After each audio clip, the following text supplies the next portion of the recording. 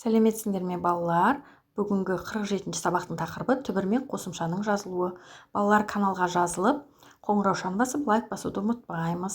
Басқа да сабақтар осы каналда бар. 36-шы тапсырмада өлеңді тыңда дейді. Түн, ұясына күн батып, айналаны түн басты, дала мүлгіп балбырап, жым-жырттыққа ұласты. Бізде үйге беттедік, енді әткеншек теппедік, ойнақсақ та күн ұзақ, құмарына жетпедік. Түнде тыныс аламыз, тез-ақ ұйықтап қаламыз, жалғасына ойының түсімізде барамыз. Рахат Наурызбаеваның өлеңі екен. Осы өлеңде неліктен түн деп аталған дейді.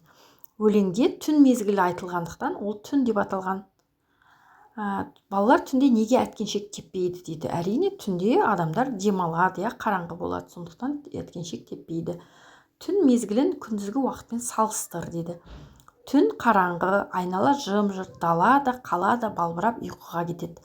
Ал күндіз адамдар қауырт жұмыспен жүреді. Балалар асыл салып, ойнап, табиғатта оянады. 37-ші жаттығудың мәтінді қатесіз көркем жаз дейді. Күндіз күн шығады, ол айналаға нұрын шашады. Жер беті жап-жарық болады. Енді 38-ші тапсырмада пішіндерді сәйкестендіріп, өлең құрап жаз дейді. Пішіндерді сәйкестендірді де, яғни ең бірінші мына күлгін болып тұр, бөкеннің лағы, екінші үшбұрышты көреген қырағы, одан кейін жасыл үшбұрыш елеңдеп құлағы еліріп тұрады.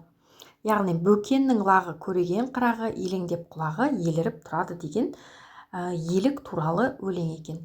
Жазған өлеңдегі қарамен берілген сөздердің түбірін тап дейді.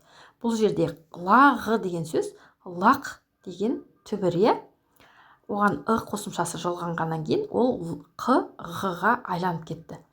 Құлақ, құлағы, бұл жерде де ы қосымшасы жалғанғаннан кейін қ әрпі ғ әрпіне ауысты. Түбір сөздің соңғы дыбысы неліктен өзгергенін түсіндірді де, яғни дауысты дыбыстан басталатын қосымша жалғанғанда сөздің соңғы дыбысы өзгереді. 39-шы жаттығуда ребусты шеш дейді.